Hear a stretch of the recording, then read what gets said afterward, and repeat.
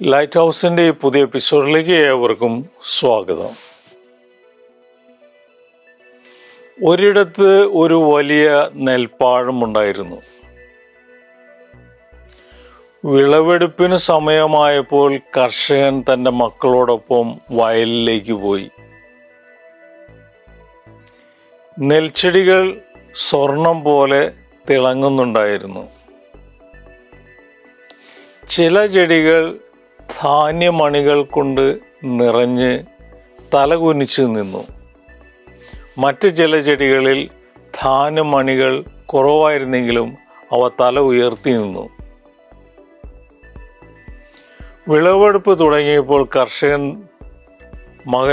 തൻ്റെ മക്കളോട് പറഞ്ഞു, നോക്കൂ മക്കളെ, ധാന്യമണികൾ നിറഞ്ഞ നെൽച്ചെടി അവരാണ് കൂടുതൽ വിളവ് നൽകുന്നത്.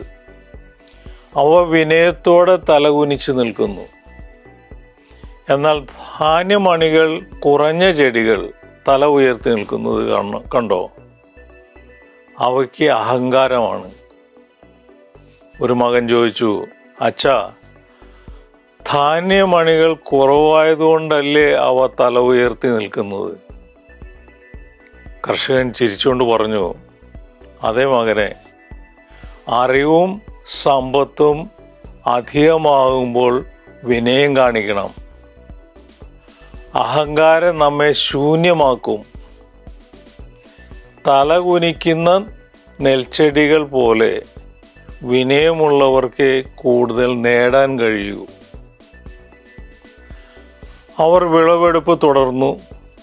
അന്നു മുതൽ ആ മക്കൾ വിനയത്തിൻ്റെ പ്രാധാന്യം മനസ്സിലാക്കി. അവർ അറിവ് നേടുമ്പോഴും സമ്പാദിക്കുമ്പോഴും വിനയത്തോടെ പെരുമാറാൻ ശ്രമിച്ചു. വിനയം അവരെ കൂടുതൽ ഉയരങ്ങളിൽ എത്തിച്ചു. ഒന്നും അറിയാത്ത ആരെങ്കിലും ഉണ്ടോ എന്ന ചോദ്യം പോലെ പ്രസക്തമാണ് എല്ലാം അറിയുന്ന ആരെങ്കിലും ഉണ്ടോ എന്ന ചോദ്യവും. ഇനിയും അറിയാനുണ്ട് എന്ന മനോഭാവമാണ് അറിവിൻ്റെ ആരംഭം. വിദ്യാഭ്യാസത്തെ തൊഴിലധിഷ്ഠിത മാത്രമായി ചുരുക്കുമ്പോൾ അറിവ് ചില വിഷയങ്ങൾ മാത്രം അധികരിച്ചായിരിക്കും. സമ്പാദിക്കുന്ന അറിവ് തൊഴിൽ നേടുന്നതോടെ പൂർണ്ണ വിരാമവും ആകും. ജീവിതത്തിൻ്റെ ആദ്യ 1/3 ഭാഗത്ത് സമ്പാദിച്ച അറിവുകൊണ്ട് പിന്നീടുള്ള 2/3 ഭാഗം ജീവിച്ച് തീർക്കുന്നത് വ്യക്തിപരാജയം മാത്രമല്ല, സാമൂഹിക ദുരന്തവും കൂടിയാണ്. ചില പഠനങ്ങൾ തുടർച്ചയാണ്.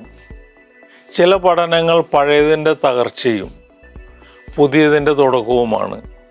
മറ്റു ചിലത് മുമ്പ് പഠിച്ചവയുടെ ഓർമ്മപ്പെടുത്തലും തീർച്ചപ്പെടുത്തലുമാണ്. എല്ലാ അധ്യയനങ്ങളിലും സന്നദ്ധവും സുതാര്യവുമായ മനസ്സാണ് പ്രധാനം. സ്വയം ശൂന്യമാകാനും എന്തിനേയും സ്വീകരിക്കാനും തയ്യാറാവുന്നവർക്ക് അറിവ് സാധ്യമാകൂ.